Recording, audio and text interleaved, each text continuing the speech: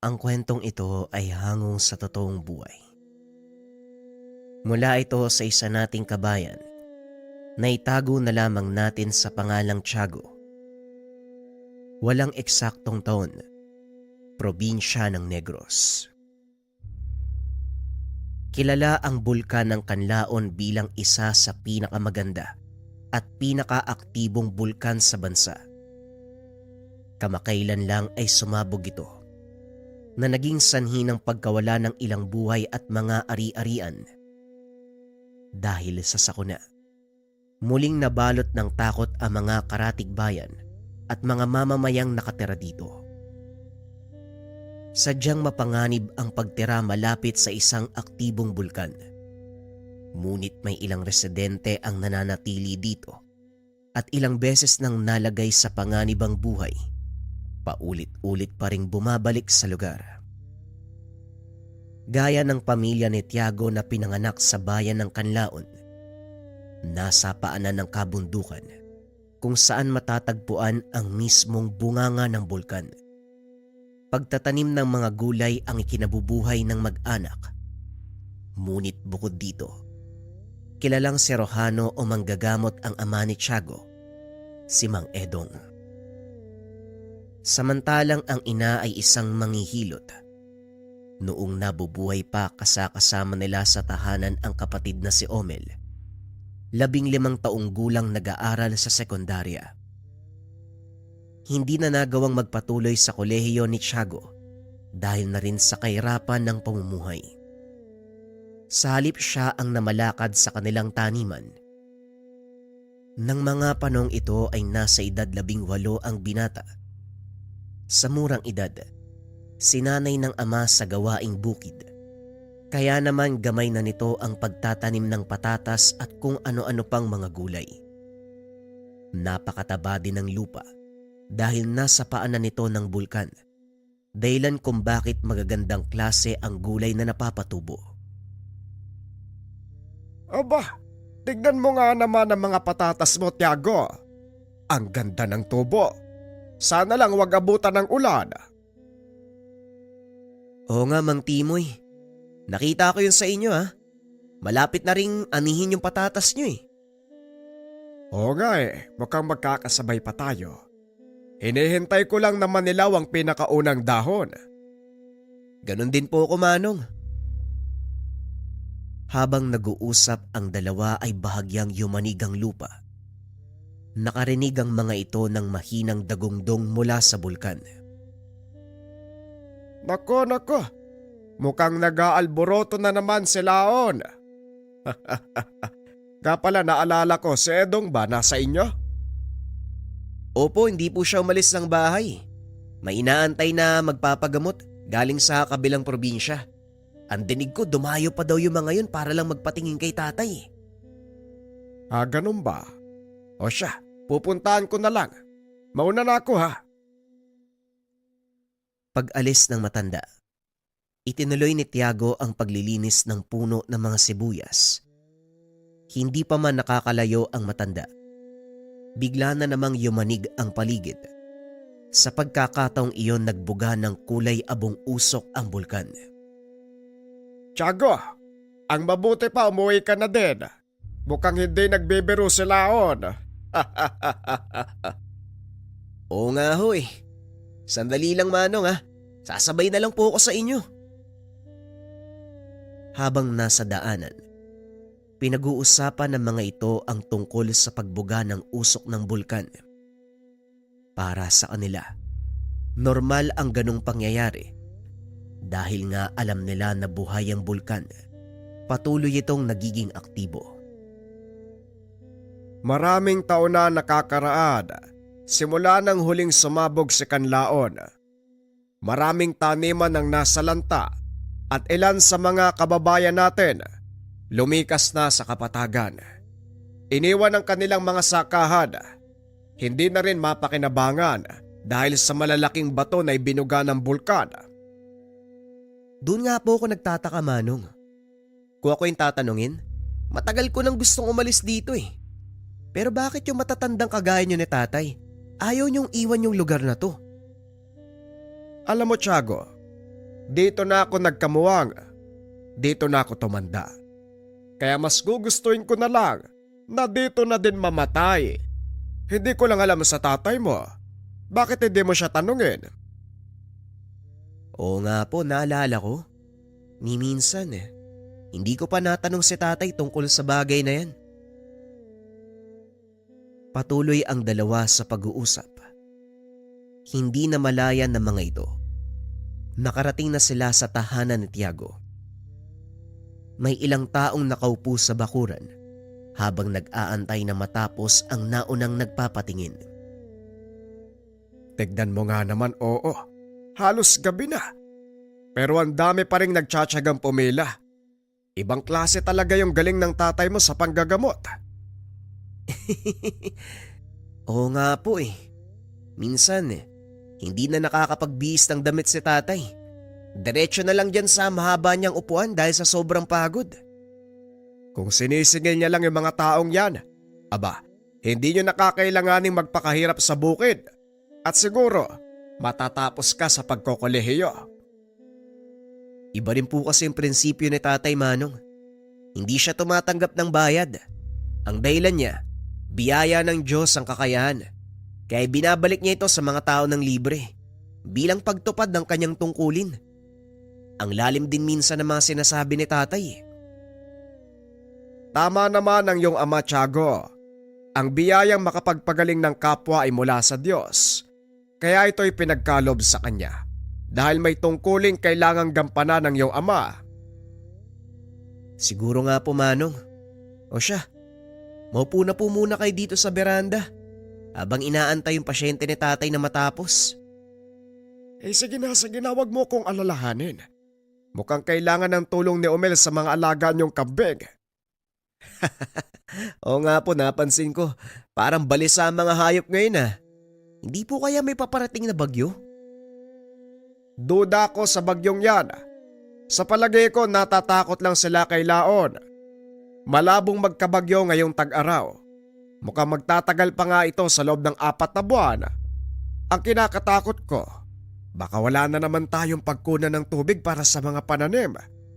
Sana lang maani ang lahat bago dumating ang anumang sakuna. Napahinto sa pagsasalita si Mang Timoy nang biglang lumabas sa beranda ang ama ni Tiago. Ano bang pinag-uusapan niyo, Timoy? Ano bang sakuna ang tinutukoy niyo? Ang pagsabog ni Laon? Parang hindi na kayo nasanay. Normal lang na magkaroon ng aktibidad ng bulkan. Sa tagal nating naninirahan, ni minsan ba may napahamak? Wala naman Sa ngayon, Edong, wala pa napapahamak. Dahil ang mga pagsabog na nangyayari, hindi kasing lala ng mga nauna. Pero sa oras na malayo nang dumating ang sinasabi mong sakuna, Timoy. Magtiwala ka lang. Hanggat nasa lugar ang mutya ng bulkan, wala kang dapat ikatakot. Yan ka na naman sa mga mutya mo. Paano magkakaroon ng mutya sa gitna ng bulkan? Oo nga, tay. Dati nyo pa sinasabi sa amin yung tungkol sa mutya ng bulkan na yan. Paano po ba kasi napunta yung mutya sa loob ng bulkan? Ang totoo, hindi rin malinaw kung paano itong napunta sa gitna ng bulkan. Pero alam kong totoo ang kwento ng mutya. Ayon sa mga kalulololohan ko, ang mutyang iyon ang pumipigil sa mga sakunang nangyayari dito sa paligid ng bulkan. At sa oras na galawin ito o tangkang kunin, siguradong mawawala sa mapa ang buong kapuluan. Alamat na naman, tay. Ay nako, alam ko magaling kang manggagamot pero hindi naman ibig sabihin nun mapapaniwala mo ako sa mga kwento na gaya ng mutya sa gitna ng bulkan. Mahirap paniwalaan kung hindi mo nasaksihan, Tiago. Pero isa ito sa mga dahilan kung bakit hindi umalis ang ating mga ninuno sa lugar na ito. Maniwala ka o hindi, ang lahi natin ang tagapangalaga ng mutyang iyon. Ay nako, tay. Ang mabuti pa po, magpahinga ka na, pagod lang yan. Tutulungan ko muna si Omeng sa mga kambing. Pinunta ni Tiago ang kapatid. Naiwan ang dalawang matanda na nag-uusap. Simula mga bata tayo, yan na ang bukang bibig mo, Edong. Naintriga na tuloy ako tungkol sa mutya na yan. Ano ba talaga ang nangyari? At kung totoo man ang mutya ay nasa gitna ng bulkan, paano napunta? Isang diwata ang nag-alay ng sariling buhay upang payapain ang galit na bathala ng bulkan. At ayon sa aking mga ninuno, ang diwatang yon ang naging mutya. Nakita mo na ba ang mutyang yon? Bakit parang siguradong sigurado ka tungkol sa kwento mo? Hindi lang basta kwento ang tungkol sa mutya, dahil nakita ko na ito. Minsan sa loob ng 10 taon, lumalabas ang mutya sa bunganga ng bulkan. Nag-iikot sa paligid, naghahanap ng taong mangangalaga sa kanya. Hindi ba sa oras na kunin ang mutya, mag-aalboroto uli ang bulkan? Tama ka, kung ito ay sapilitang kukunin. Ngunit kung kusa niyang ipagkakalob ang sarili sa napiling tao, walang mangyayaring masama. Ano bang magagawa ng mutya? Nagagawa nitong utusan ng elemento ng apoy. Kalintulad ito ng mutya ng San Telmo, ngunit mas makapangyarihan dahil sa oras na mahawakan ito ng maling tao, matutupok pati ang kaluluwa ng taong hahawak. Kung totoo man ang sinasabi mo tungkol sa mutya na yan, nakakakilabot ang taglay nitong kapangyarihan. Teka, paano naman kung sa mabuting kamay napunta ang mutya? Nagbibigay ito ng proteksyon at kakayahan sa taong pinili na gamitin ang elemento ng apoy. Kapalit nun, magiging tagapangalaga ng buong kapaligiran ng taong napili. Hindi rin pala biro ang magtanga ng mutya, no? Bueno, naparito ako kasi masakit yung likod ko eh. Baka pwedeng hilutin mo muna. Bakit naman hindi? Nandito ka na eh. Ala sige, dumapa ka dyan. Makikita ang dalawang matanda sa kinaroroonan ni Tiago at ng kapatid nito. Manong, napapansin ko lang napapadalas yung pagpunta ni Mang Timoy dito . Ano bang pinag-uusapan ng mga yan? Di mga usaping pang matanda, Omel. Kaya mo sila, buti nga yun eh. Hindi niya na niyayaya lumabas si tatay ng ganitong oras. Nagtataka lang din kasi ko. Ewan ko lang kung napapansin mo . Pero sa tuwing nagpupunta si Mang Timoy dito, ilang araw lang ang lilipas, may mangyayaring hindi maganda. Uy, yung bunganga mo. Mamaya marinig ka ng matanda eh. Baka isipin nun sinasabi mong malas siya. Pasensya na, Manong. Pero hindi nga, yun kasi talaga yung napapansin ko. Nung nakaraang buwan, hindi ba? Pumunta siya dito. Tapos 2 araw lang ang nakalipas, may dumating na bagyo. Nagkataon lang siguro. At saka bago pa pumunta dito si Mang Timoy, masama na ang panahon . Ikaw, huwag kang mag-isip ng masama sa mga matatanda. Pasensya na, hindi na mauulit, Manong. Tapos na pala ako magpakain ng mga baboy. Doon naman tayo sa kulungan ng mga kambing.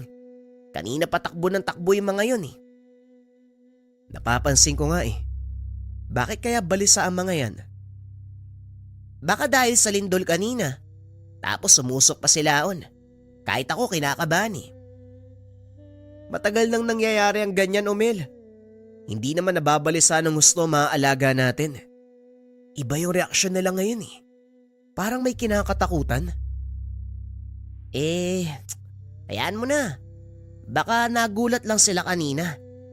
Tara, tulungan mo na lang ako ipasok sila sa kubo. Habang nagtatrabaho ang magkapatid, muli na namang narinig ni Tiago ang ugong mula sa bulkan. Tinanong nito ang kapatid. Laking gulat ng binata dahil wala itong narinig. Omel, narinig mo? Ang alin, Manong? Parang umuungol yung bulkan . Baka tiyan mo lang yan. Bilisan mo na, Manong. Nagugutom na din ako eh. Puro ka namang kalokohan. Kanina habang nasa taniman ako, narinig ko rin eh. Parang umuungol na aso yung tunog. Sigurado ako nasa bunganga ng bulkan na yun nang gagaling eh. Wala talaga ako naririnig, Manong, kung ano yun. Siguro nga mula sa bulkan. Ay nako, pero baka imahinasyon ko lang. Halika na, Itali mo na yung pintuan para hindi makalabas yung mga kambing. Binaliwala ni Tiago ang mga narinig sa pag-aakalang wala lang ito. Pumasok sa tahanan ang magkapatid at kumain ng hapunan. Wala namang gagawin ng gabing iyon, kaya naisipan ni Tiago na matulog ng maaga dahil madaling araw pa lang ay babangon na ito para magtrabaho sa bukid. Habang nakaiga, napansin ng binata ang biglaang pagtahimik ng kapaligiran. Nawala ang huni ng mga kulisap, maging ang mahinang kaluskos ng dahon ng mga puno huminto sa paggalaw. Nakaramdam ng pagtawag ng kalikasan si Tiago, kaya naman lumabas ito ng tahanan upang makapagbawas. Kaso nga lang hindi pa man ito nangangalahati sa ginagawa. Napatingin ang binata sa kalangitan, partikular sa bandang bunganga ng bulkan. Nakita ang maliit na liwanag na tila lumilipad palabas dito. Pinagmasdang mabuti ni Tiago ang andap-andap na ilaw para masigurado kung ano ito. Nanlaki ang mga mata ng binata dahil nang bumaba ito sa talahiban, biglang nagningas ang paligid. Lumikha ng malaking sunog sa bandang paanan ng bulkan. Hindi kalayuan sa lugar na yon ng kanilang taniman, kaya dali-dali nitong ginising si Umel upang magpasama papunta roon. Umel! Umel, gumising ka muna! May sunog sa talayban. Baka maabot yung mga patatas natin, samahan mo ko! Ano ba yan, Manong? Gabing-gabi na. Paano naman ako Hindi na ituloy ni Umel ang sasabihin. Nakita nitong nagliliwanag na ang paligid ng paanan ng bulkan. Dali-daling tumakbo palabas ng tahanan ng binata at dinampot ang pala at balde. Nagpunta ang mga ito sa taniman. Nakahinga ng maluwag si Tiago dahil nagawa nilang makarating bago pa man tuluyang maabot ang kanilang taniman. Dito, gagawa tayo ng kanal dito. Papadaluyin natin ang tubig kanal nang sa ganun maarangan natin ang pagkalat ng apoy papunta sa mga taniman. Nagawang tapusin ng dalawang binata ang gawain. Naagapan ang pagkalat ng apoy. Naunang umuwi si Umel dahil may pasok pa ito kinabukasan. Nagpaiwan sa taniman si Tiago upang siguraduhin na ligtas ang kanilang taniman. Bago umuwi, hating gabi na ng mga oras na yon, naapula na din ang apoy. Bagaman sa ibang bahagi ay patuloy pa ring nilalamon ng sunog ang mga talahib. Hindi na nag-alala si Tiago dahil malayo naman ito sa mga bahay at iba pang taniman. Nagpa siya ang binatang umuwi. Nang palis na ito, nakita ang isang maliit na butil ng liwanag na tila gumagapang papunta sa kanyang kinakatayuan. Inilapag ni Tiago ang dalang timba. Nilapitan ito. Huminto ang butil sa liwanag ng kanyang paanan. Akmang kukunin sana gamit ang pala, bigla itong tumalon at dumikit sa kanyang dibdib. Napasigaw ang binata dahil sa gulat. Naramdaman nito, unti-unting umiinit ang parte ng katawan kung saan dumikit ang butil. Pilit tinatanggal ng binata ang kanyang damit dahil natutupok na ito.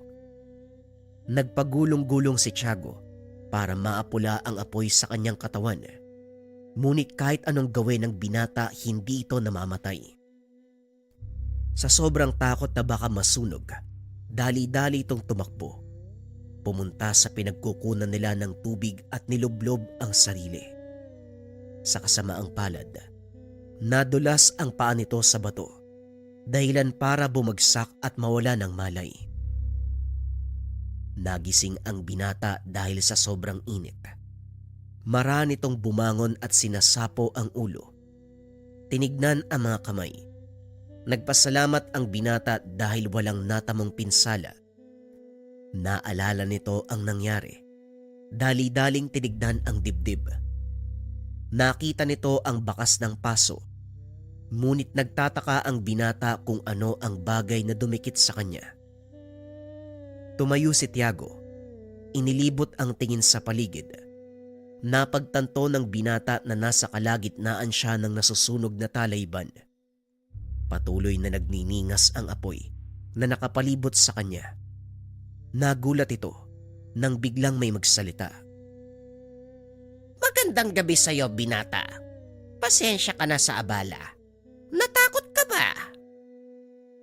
Sinong hindi matatakot kapag nakita mong natutupok na yung katawan mo? Teka, sino ka ba? Ano ginagawa mo dito? Nandito ka pa rin sa paanan ng bulkan. Ang pangalan ko ay Urbano. Mukhang malalayang paso mo sa dibdib. Maaari ko bang tignan? Biglang nawala ang matanda sa kinaupuan. Nang lumitaw ito, nasa harap na ng binata. Nakatutok ang daliri sa bahaging dinikitan ng butil ng liwanag. Biglang napasigaw si Tiago dahil naramdaman nito na dumadaloy ang init mula sa bahagi ng dibdib papunta sa kanyang mga braso. Kumalma ka lang. Walang mangyayaring masama sa'yo. Maswerte ka. Dahil sa lahat ng mga taong nandito, ikaw ang napili ng mutya ng bulkan bilang bagong tagapangalaga. Ano bang sinasabi mo, tanda? Taga saan ka ba? Kung wala kang sasabing matino, aalis na ako. Sinabing kumalma ka. Makinig. Hayaan mo kong magkwento. Tinamaan ka ng butil ng liwanag, hindi ba? Tama ka. Ano ba yun?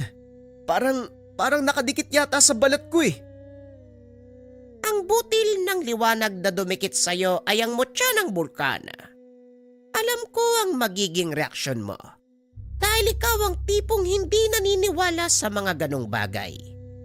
Ngunit ngayon, nasa harapan mo ang katotohanan. Ang kailangan mo na lang gawin, pakinggang mabuti ang sasabihin ko nang maliwanagan ang isipan mo. Walang nagawa ang binata dahil alam niya na hindi rin ito may iwasan.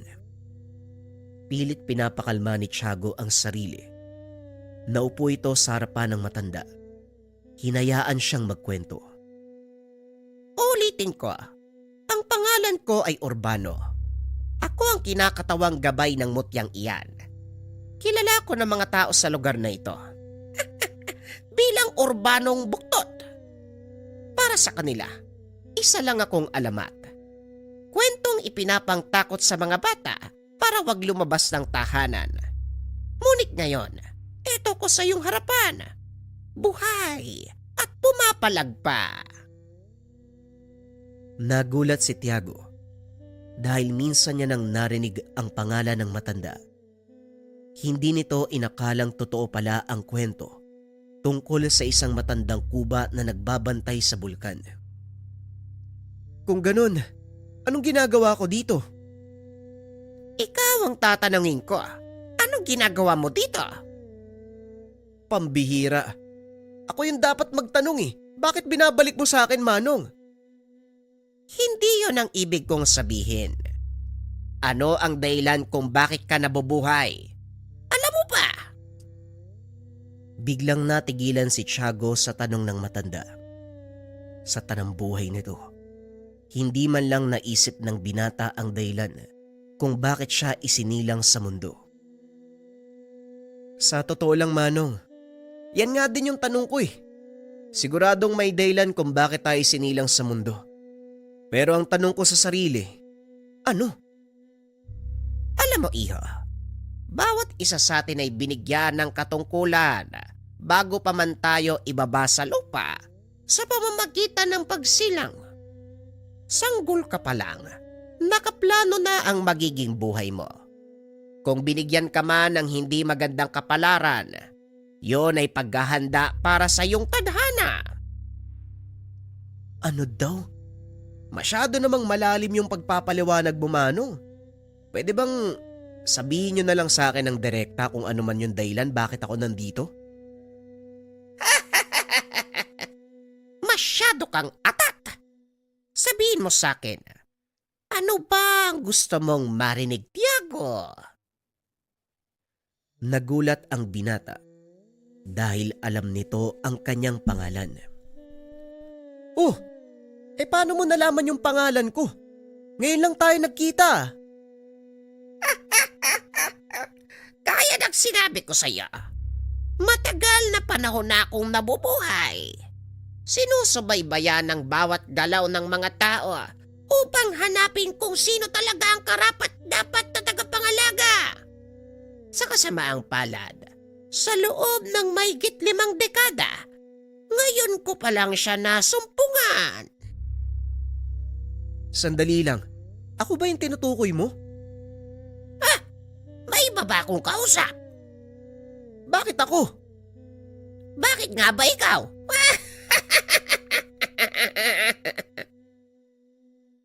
Tumawa ng malakas ang matanda at bigla itong nawala. Matapos ay unti-unting humupa ang apoy. Narinig ni Tiago ang boses ng kapatid. Muling nawalan ng malay ang binata. Nang dumilat ito ay nakita na si Umel. Anong nangyari? Nasaan ako? Nandito ko pa rin sa taniman. Ikaw nga ang dapat kong tanungin eh. Ano ba nangyari sa'yo? Bakit wala kang pang itaas? At saka, saan mo nakuha yung paso sa dibdib mo? Hindi ko alam. Tinamaan yata ako ng mainit na bato eh. Mukhang malalaya, halika na umuwi na tayo. Nang magamot ni tata yung paso mo. Pagdating sa tahanan, tinignan ni Mang Edong ang sugat ng binata. Nagtaka ito dahil may kung anong matigas na bagay ang bumaon sa dibdib ni Tiago. Sigurado ka bang mainit na batong tumama sa'yo?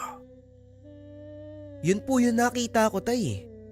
Meron po ba kayong ibang hinala?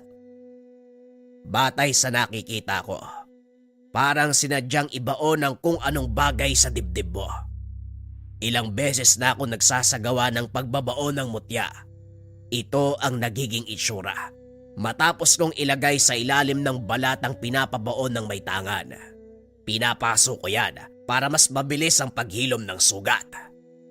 Tatay naman, alam niyong kalokohan sa akin yung mga ganyang bagay eh. Bakit ko naman gugustuhin magpabaon ng kung ano sa katawan ko? Yan nga din ang ipinagtataka ko. At saka sino namang gagawa nun?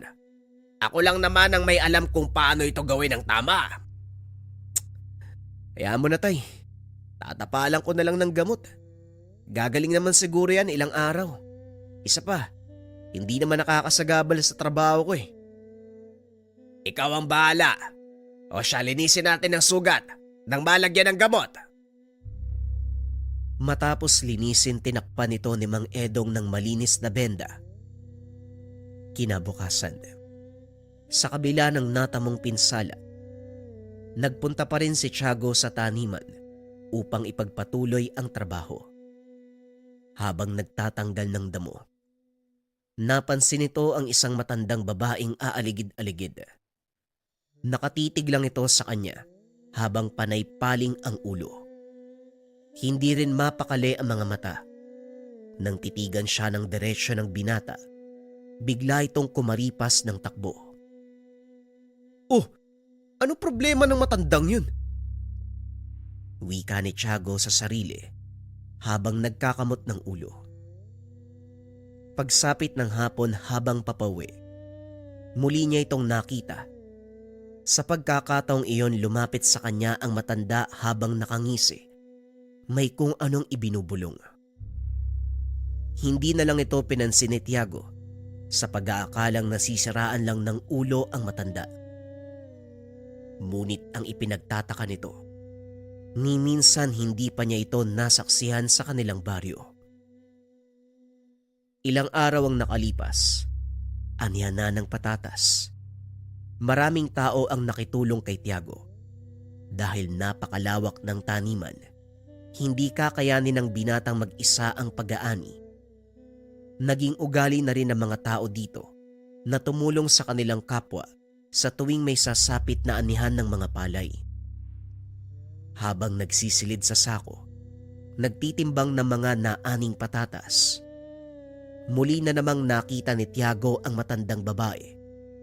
Kasama niya sa kubo ang ama na siyang naglilista ng ilang kilo ang naani.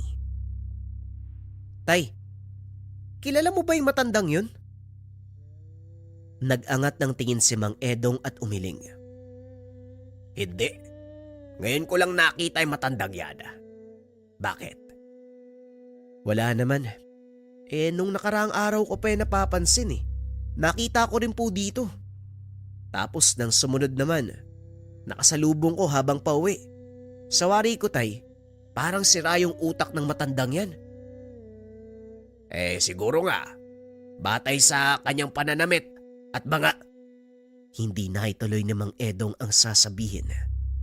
Napansin ang medalyon na suot ng matanda. Bakit tay? Anong problema?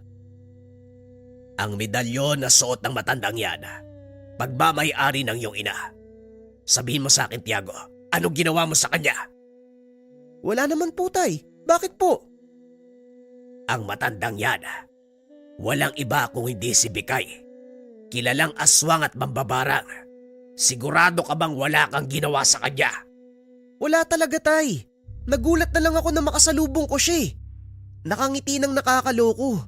Pero hindi ko lang pinansin.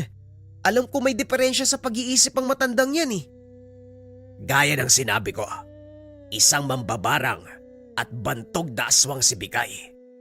Nakatira malapit sa sitio ng Biyak na Bato. Sa kabilang bahagi ng bundok, siya ang dahilan ng pagkamatay ng iyong ina. Seryoso ka ba tay? Akala ko ba namatay si nanay sa sakit sa puso? Namatay dahil sa barang ang iyong ina at si Bikay ang may gawa nun. Paano ka nakakasiguro tay? Magaling na paltera ang iyong ina. Maliban pa doon, isa din siyang kilalang si Rohana. Maraming manggagamot ang naiinggit sa kanya dahil sa angking husay sa panggagamot at pagpapanak ng mga kababaihan sa ating baryo. Ano pong kinalaman ng Bikay na yan sa kamatayan ni nanay?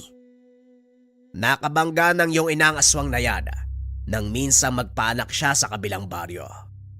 Hindi kinaya ni Bikay ang lakas ng nanay mo, kaya napilitan itong umatras. Inakala naming hindi siya babalik, pero ginantihan niya ang iyong ina sa paraang hindi namin inaasahan. Kaunting pagbabalik tanaw sa kwento ng nanay ni Tiago. Kakasilang pa lang ni Omel ng mga sandaling iyon. Nangihina pa mula sa panganak ang nanay ni Tiago na si Aling Isabel. Nang mga sandaling ito, nasa 3 taong gulang pa lamang ang binata. Hindi malinaw kay Tiago ang nangyari dahil wala pa itong muwang. Ayon kay Mang Edong, nagpapahinga ang asawa nito habang pinapasuso ang anak. Nang biglang kumalampag ang bubong ng tahanan. Tumayo si Mang Edong at kinuha si Tiago na noon ay natutulog sa kabilang silid. Medyo nahirapan ang Ginoo sa pagbuhat sa anak. May katabaan ito nung bata pa. Pagbalik sa silid kung nasaan ang mag-ina, laking gulat ni Mang Edong nang makita ang isang nilalang nakahawig ng butike. May mahabang buntot at nakalawit ang dila. Nakatayo sa ibabaw ng kama habang hawak-hawak ang sanggol. Nakapalupot sa leeg ni Aling Isabel ang dila ng nilalang habang nakatitig ng masakit kay Mang Edong. Bitawan mo ang anak ko, impakto ka! Dali-dali nitong inilapag si Tiago sa sahig. Kumuha ng buntot pagi. Hinagupit ang nilalang, dahilan para maihagis ang sanggol. Dali-daling sinalo ni Mang Edong ang bata, ngunit sa kasamaang palad. Hindi nito naagapan ng asawa.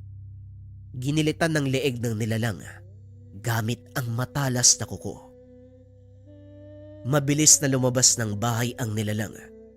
Bago tuluyang makalayo ay nag-iwan ng mensahe. Yan ang babala ni Bikay. Sa susunod na makialam pa kayo sa kanyang mga gawain, wala na akong ititira sa inyo. Simula ng araw na yon, hindi na muling nakita ni Mang Edong ang nilalang. Nabalot ng kalungkutan ang tahanan ng mag-anak. Ngunit hindi ito naging dahilan para huminto ang Ginoo sa kanyang ginagawa. Nagpatuloy sa panggagamot si Edong hanggang sa magkaisip na ang dalawang anak. Nagpasya ito na wag nang sabihin sa dalawa ang totoong nangyari para sa ikakapayapa ng kanyang isipan. Hindi na rin hinangad ni Mang Edong na magiganti dahil sa loob ng matagal na panahon, hindi nagpakita ang aswang na pumatay sa kanyang asawa. Balik tayo sa kasalukuyan. Ang akala ko hindi na babalik ang aswang na yon, kaya hinayaan ko na lang. Kaso lang ngayon, mukhang manggugulo na naman siya. Tay, anong pakay niyan? Yan ang hindi ko alam, Tiago. Mag-iingat kayo ng kapatid mo.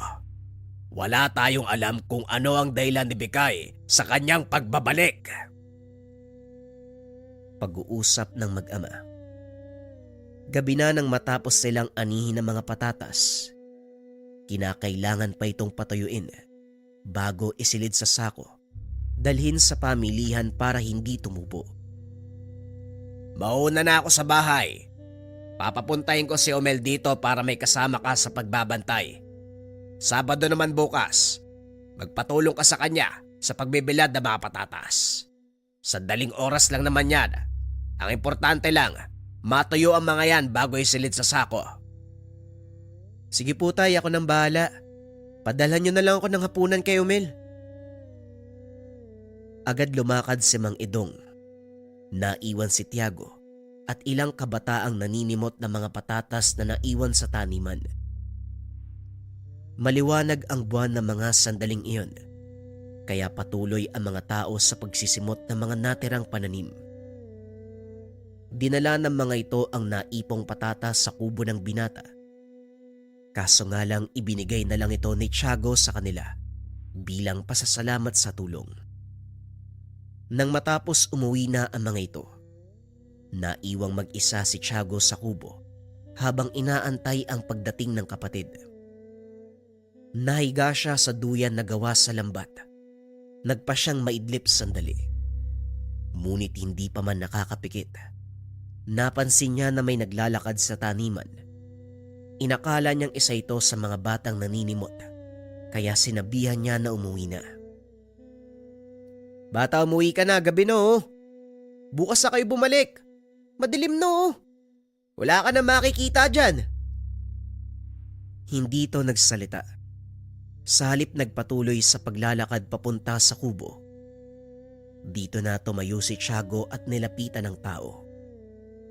Nanlaki ang mata ng binata nang makita ang naglalakad. Walang iba kung hindi ang matanda, si Aling Bikay. Ibigay mo sa akin ang mutya. Napatras ang binata. Nahawakan nito ang pala na nakasandal sa haligi ng kubo. Huwag kang lalapit. Kung ayaw mong hampasin kita. Hindi ako natatakot sa bala. Ibigay mo sa akin ang mutya. Kung hindi mo namang kayang gamitin. Ha? Ano mo tsabay sinasabi mo? Wag kang magmangmangan. Dahil nakabaon nito sa iyong dibdib. Hinawakan ng binata ang sugat. Naramdaman nito ang bagyang pag-init ng dibdib. Paano mong nalaman na mutya to? Wag ka ng puro tanong. Ibigay mo sa akin ang mutya. Kung hindi, kukunin ko sa iyo ng sapilitan. Hindi mo yun magugustuhan. Subukan mong lumapit. Baliw ka, matanda ka. Hindi ako nagbibiro. Ihahambalos ko talaga sa iyo yung hawak kong pala. Hindi nagpatinag ang aswang. Sa halip ay nagpatuloy ito sa paglalakad habang inaabot ang dibdib ng binata. Sa takot ni Tiago, hinampas niya ito ng pala sa ulo. Laking gulat ng binata dahil pumaling lang ito na parang walang nangyari. uubra sa akin ng pala, ibigay mo sa akin ang mutya kung ayaw mo masaktan. Ang kulit mo ah. Hindi ko nga alam kung anong sinasabi mo. Kung nasa akin man ang mutya, hindi ko rin to ibibigay sa'yo. Itinulak ni Tiago ang matanda. Dali-daling tumakbo palayo. Habang tumatakas, narinig nito ang boses ng matandang si Urbano. Hoy, bakit ka tumatakbo? Anong klaseng tanong yan, tanda? Hindi mo ba nakita kung anong nangyari sa likod ko? Hawak mo ang kapangyarihan ng mutya. Bakit hindi ka lumaban? Lumaban? Aswang yun eh. Paano ko lalaban? Subukan mong huminto. Isipin mo ang nangyari nung araw na dumikit sa'yo ang mutya. Huminto ang binata. Muli nitong naalala ang mainit na kapaligiran. Nagliyab ang mga nabunot na patatas. Nakapaikot ito sa kanilang dalawa ni Bikay. Yan, sinasabi mong wala sa'yo ang mutya. Masamang magsinungaling bata. Kaya ibigay mo sa akin yan. Hindi mo to makukuha! Ikinumpas ng binata ang kamay. Laking gulat nito nang biglang magliyab ang katawan ni Bikay. Nagpagulong-gulong ang matanda habang pilit na pinapatay ang apoy. Ngunit kahit anong gawin niya, hindi na aapula ang sunog. Hindi mamamatay ang apoy na yan hanggat hindi mo ito inuutusan. Mananatili itong nagliliyab, Tiago, hanggat nais mo. Siguro mas makakabuti. Hayaan ko na lang na matupok yung aswang na yan. Total matanda na rin yan eh. Pinagmasdan ni Tiago na matupok ang matanda hanggang sa maging abo ang katawan. Ilang sandali pa dumating na si Umel. Nagulat ito dahil nasusunog ang mga dahon at puno ng patatas. Basa pa mga yan, Manong ah. Bakit mo sinindihan? Wala. Para wala na akong gagawin sa susunod na araw. Dala mo yung pagkain ko? Oo, Manong, pinadala ni tatay. Tara, kain ka muna. Walang muwang si Umel sa nangyayari. Minabuti ni Tiago na wag sabihin sa kapatid na nakapatay siya ng aswang. Ito ang naging simula ng pagbabago ng buhay ni Tiago. Sunod-sunod na kababalaghan ang nasaksiyan ng bata, lalo na sa tuwing magtatrabaho sa bukid. Nakakakita ng mga nilalang si Tiago na hindi nakikita ng pangkaraniwang mata. Sa pagdaan ng panahon, nakasanayan na lang ni Tiago ang ganong pangyayari. Tinanggap ng binata ang katotohanan na bahagi ito ng kanyang buhay. Pilit pa ring itinatago ng binata ang totoo sa ama at kapatid dahil ayaw niyang madamay ang mga ito sa nangyayari. Hindi nagtatapos kay Bikay ang iyong makakalaban na aswang. Marami silang nagdanais na makuha ang mutya. Noon hindi nila magawang lapitan dahil pinangangalagaan ito ng diwata ng bulkan. Ngunit ngayon, ikaw na ang tagapangalaga nito. Nauunawaan ko na po ang tungkulin ko. Nakasalalay sa akin ang kaligtasan ng mutya. Ganon din ang kapaligiran. Mahirap pero masaya. Alam kong isinilang ako para dito. Mabuti naman at tanggap mo na sa sarili mo ang nangyayari. Umanda ka dahil gaya ng sinabi ko, maraming pagsubok ang darating sa'yo. Pag-uusap ni Tiago at Urbano. Laging sumasangguni ang binata sa ermitanyo dahil wala itong alam tungkol sa tangang mutya. Wala ring alam ang kanyang ama sa mga nangyayari. Ngunit kagaya ng lahat ng lihim, hindi nagtagal ay nabunyag ito. Nang minsang nagpapakain ng mga alaga si Umel. Nakaupo lang si Tiago sa lilim ng puno at nagpapahinga. Nang mapansin ito, may kung anong sumusunod sa kapatid. Tinignan niya itong mabuti. Naaninag ang nilalang. Isang tikbalang. Tumayo si Tiago at nilapitan ang kapatid. O Manong, akala ko ba pagod ka? Ako nang bahala dito. Magpahinga ka na lang muna. Kaya ko pa. Inupo ko lang sandali. Amin na, tulungan kita. Nilapitan niya ang kapatid para maiwasan ang anumang kapamakan. Ngunit kahit naroon ang binata, hindi pa rin napigilan ang nilalang na salakayin ang nakababatang kapatid. Nagulat si Tiago nang marinig ang malakas na yabag ng paa papunta sa kanila. Nang humarap, isang malakas sa sipa sa dibdib ang tinanggap ng binata mula sa tikbalang. Nagtaka si Umel kung bakit tumalsik ang nakakatandang kapatid. Ano nangyayari sa'yo? Bakit ka tumalsik? Tumakbo ka, Umel! Lumayo ka dito! Wika ni Tiago. Ngunit hindi maunawaan ng kapatid ang sinasabi nito. Bakit Manong? Ano bang nangyayari? Dali-daling tumayo si Tiago at tinulak ang kapatid. Dahil nakita nito, papasugod na naman ang tikbalang. Kinuha ng binata ang palakol na nakasandal sa sulok. Sinalubong niya ito. Huwag kang makialam. Hindi ka hawang pakay ko. Pasensya na, pero hindi ko rin papayagan. Naggalawin mo ang kapatid ko ng walang dahilan. Walang dahilan.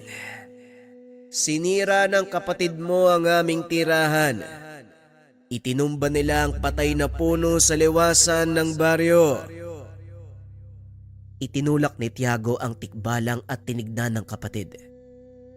Hindi naririnig ni Umel ang sinasabi ng tikbalang, kaya si Tiago ang nagtanong sa kanya. Umel, may patay na puno ba kayo na tinumba? Natigilan ang kapatid. Naalala ang ginawa nila ng mga kaibigan. Meron. Naalala ko may tinumba kaming patay na puno. Ang sabi sa akin ng matanda, may nakatira daw na engkanto dun eh. Siya na mismo ang sumagot sa katanungan mo.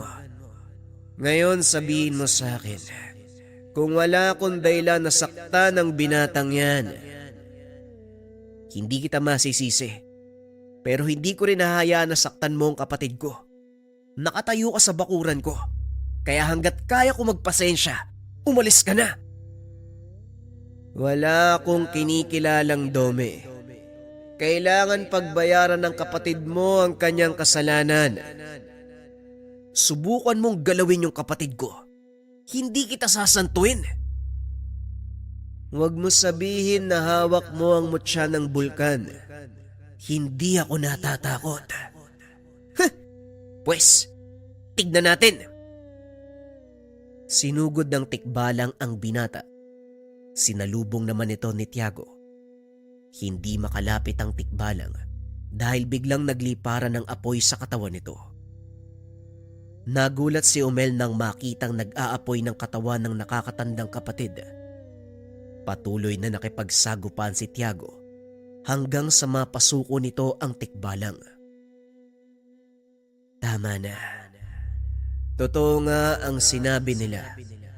Walang makakatalo sa taong may tanga ng mutya mula sa bulkan. Ngunit hinihiling ko sa iyo na sana maging patas ka sa paghusga.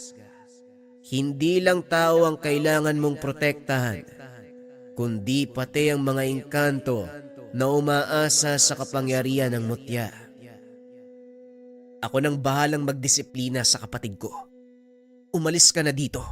Huwag ka nang babalik. Kalimutan mong nangyari ang kaganapang ito. Panghahawakan ko ang sinabi mo. Naway matutunan ng kapatid mo ang aral ng kalikasan. Dali-daling tumakbo ang nilalang. Nang makalayo ito, saka naman kinausap ni Tiago si Umel.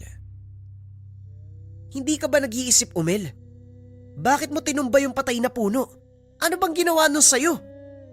Napagkatuwaan lang namin, Manong. Hindi ko po kasi alam na may nakatira dun eh. Pasensya na po kayo. Hindi ka sa akin dapat tumingi ng tawad, kundi sa mga nilalang na nasaktan mo. Opo, Manong. Gagawin ko po. Sinunod ni Omel ang sinabi ng nakakatandang kapatid. Simula noon, hindi na muling nagpakita ang tikbalang ng mga sumunod na araw. Habang nagpapagamot ang ama, nagpasya si Tiago na manood. Isang batang ginagambala ng kapre ang pasyente. Nahihirapan si Mang Edong na hulihin ang nilalang dahil masyado itong malakas. Hindi na sana magsasalita ang binata, ngunit dumating si Omel. Biglang tinanong si Tiago. Manong, hindi ba kaya mo makipag-usap sa mga engkanto? Bakit hindi mo subukan makipag-usap sa nakasapi dyan sa bata? Napalingon si Mang Edong nang marinig ang sinabi ni Omel. Anong sinabi mo, Omel? Tiago, anong ibig sabihin ng kapatid mo? Yang bunganga mo talaga kahit kailan, Omel. Wala po, tatay. Nagbibiro lang si Omel. Hindi po ako nagbibiro, tay. Totoo, meron siyang kakayahan makipag-usap sa mga engkanto. Nagliliyab nga po yung katawan niyan eh. Omel, manahimik ka. Kung totoo ang sinasabi ni Omel, ano ang kinakatakot mo? Kailangan ko ng tulong ng isang taong may kakayahang makipag-usap sa mga engkanto. Dahil isang kapre ang nakasapi sa katawan ng batang to. Buhay niya nakasalalay. Napaisip si Tiago sa sinabi ng ama. Tumayo ito at lumapit kay Mang Edong. Anong gagawin ko? Ilagay mo sa noon ng bata ang palad mo. Sundan mo ang sasabihin ko. Nag-usal na mga dasal si Mang Edong. Sinundan naman ito ni Tiago. Maya-maya ay biglang nangisay ang katawan ng bata. Akmang tatanggalin ni Tiago ang kamay sa noo ng paslit. Ngunit hinawakan ito ni Mang Edong. Wag na wag mong tatanggalin ang kamay mo kung ayaw mong maligaw sa katawan ng iba ang kapre. Wika ng matanda. Ilang sandali lang huminahon ang paslit. Nag-angat ng tingin sabay ngiti ng nakakaloko. Ang tagapangalaga ng mutya sa gitna ng bulkan. Anong kailangan mo sa akin? Tanong ng nilalang na nakasapi sa katawan ng paslit. Nagulat ang mga magulang nito dahil malaki ang boses ng pasyente. Tay, anong gagawin ko? Kausapin mo siya nang hindi inaalis ang kamay mo sa noo ng bata. Nasa ibang lugar ang kapreng yan. Tanging diwa niya lang ang nakakulong sa katawan ng bata. Magsalita ka.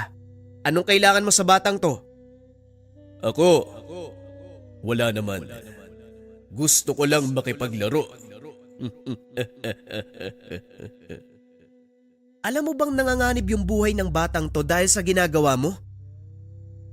Wala akong pakialam kung manganib ang buhay niya. Hindi rin niyo alintana ang aming mga buhay sa tuwing sisirain ng mga gaya niyo ang kapaligiran. Alam niyong tirahan namin ang kabundukan, ngunit anong ginagawa niyo? Napatingin si Tiago sa ama. Napailing na lang ito. Makipagkasundo ka sa kanya, Tiago. Hanggat maaari magpakumbaba ka. Tayong may kasalanan. Huminga ng malalim ang binata. Muling kinausap ang nilalang.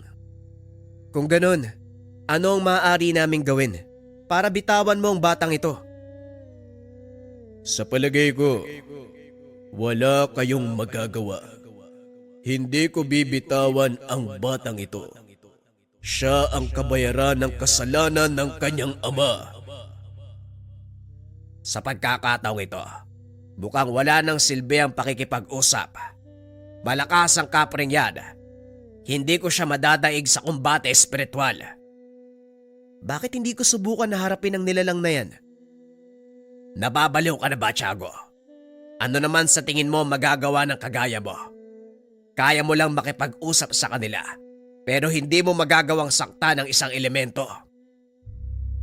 Diyan ka nagkakamali, tay. Turuan niyo ko kung paanong matutunton ng kinaroroonan ng isang yan. Sigurado ka ba? Mapapahamak ka lang, Tiago. Sinasabi ko sa'yo. Magtiwala ka lang, Tay. Akong bahala. Nag-usal ng mga dasal si Mang Edong. Inihip ito sa bata. Matapos nakita ni Tiago kung saan nananahan ang kapre. Ako nang bahala dito. Siguraduhin mo lang na makakauwi ka ng buhay, Tiago. Gaya ng sinabi ko sa'yo, magtiwala ka lang po, Tay. Ako nang bahala. Dali-daling tumakbo ang binata papunta sa kabundukan. Narating nito ang malaking puno ng balete na sa kalagitnaan ng malawak na kapatagan. Papalapit pa lang ang binata, nakita na nito ang mga nilalang na nagtitipon sa paligid. Muling narinig ni Tiago ang boses si Tandang Urbano. Mag-iingat ka sa mga nilalang na yan. Dahil hinahangad din nila ang tangang mong mutya. Mukhang patibong ang pinasukan mo, Tiago. Tignan natin kung ano ang magagawa nila, Manong. Naglakad ang binata papunta sa puno. Humarang naman ang mga nilalang. Nagsipagandang sumugod. Iisa lang ang pakay ko sa pagpunta dito. Walang iba kung hindi ang kapreng nananahan sa punong to. Magpakita ka kung ayaw mong sunugin kita ng buhay kasama ng tirahan mo. Nabalot ng makapal na usok ang paligid. Nanlaki ang mga mata ni Tiago nang magpakita ang malaking nilalang sa kanyang harapan. Ang lakas ng loob mong dumayo sa aking teritoryo. Sa palagay mo, kutong lupa, anong magagawa ng kagaya mo sa malaking nilalang na katulad ko? Laki nga ba ang pinag-uusapan dito? Isang bagay lang ang gusto kong gawin mo. Pakawalan mo ang kaluluwa ng batang ginagamot ng tatay ko.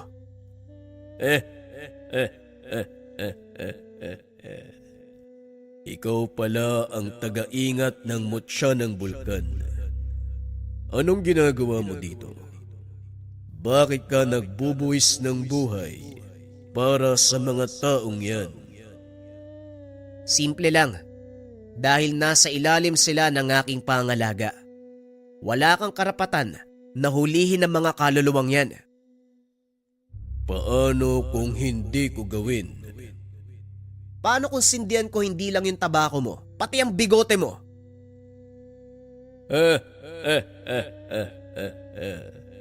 Taga-ingat ka lang na. Hindi na ituloy ng kapre ang sasabihin. Biglang nagliyab ang damo sa paligid ng puno. May sinasabi ka, kapre? Ano? Papakawalan mo ba yung kaluluwa o pipigain pa kita? Paano mong nautusan ng apoy? Yun din ang tanong ko nung una. Pero ngayon alam ko na kung bakit. Hindi lang ako basta taga-ingat ng mutya. Ako ang tagapangalaga nito. At ang katawan ko ay ang kanyang tahanan. Nanlaki ang mga mata ng kapre nang ipakita ng binata ang kanyang dibdib. Nakabaon ng mutya. Nagliliwanag kasabay ng pintig ng puso ng binata. Nagatrasan ang ibang nilalang, maliban sa tikbalang at kapre. Kapre, ang mabuti pa sumuko ka na lang. Hindi mo kakayanin ang binatang yan. Taglay niya ang kapangyarihan ng apoy at kaya niyang pagutusan maging ang bulkan. Gusto kong subukan ang sinasabi mo, tikbalang. Binata, talunin mo ko sa isang laban. Kapag nanalo ka, ibabalik ko sa iyo ang bata. Maaari mong gawin ang anumang naisin mo. Pero sa oras na matalo kita, ipagkakalob mo sa akin ang kusang mutya. Maling desisyon, kapre. Sinasabi ko sa iyo, hindi ka mananalo. Manahimik ka, kabayo! Bahala ka, kalabaw! Tumayo ang kapre, dumampot ng pamalo.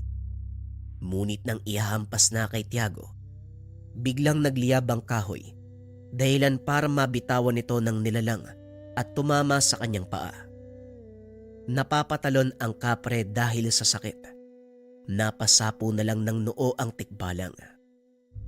Bahala ka sa buhay mo. Ginusto mo yan. Naupo ito sa putol na puno. Pinanood ang laban ng dalawa. Walang magawa ang kapre dahil kahit anong damputin ito, kagad natutunaw o hindi kaya naman nagiging abo.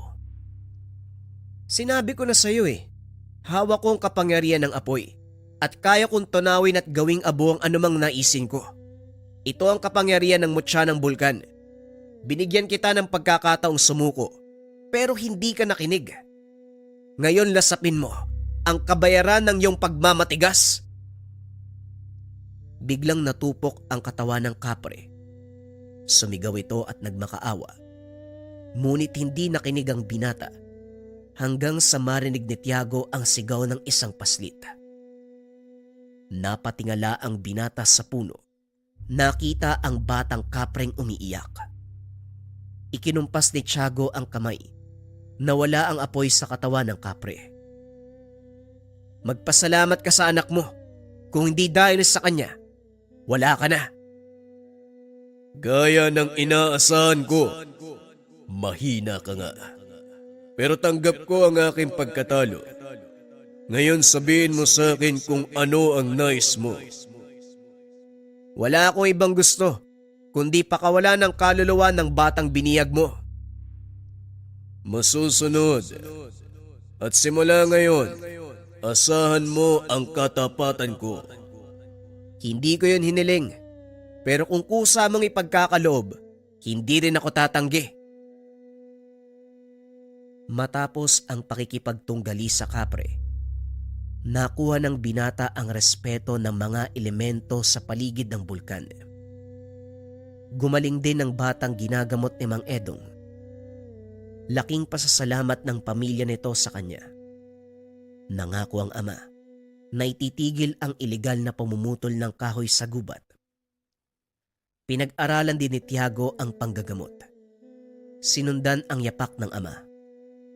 Kalaunan nakilala ang binata bilang manggagamot. Kaso nga lang bigla itong naglaho. Hindi alam ng mga tao kung saan napunta si Tiago.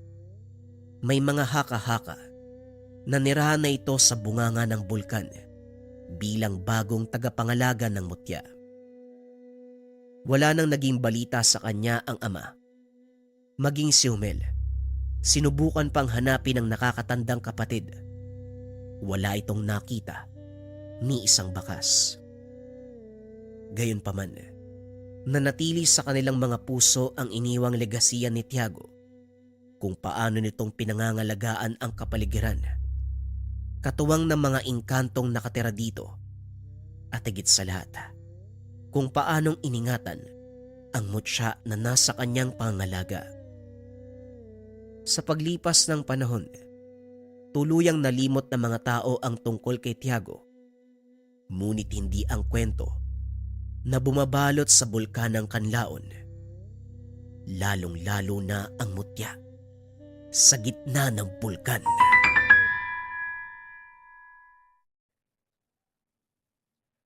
Ang kwentong ito ay hangong sa totoong buhay. Mula ito sa isa nating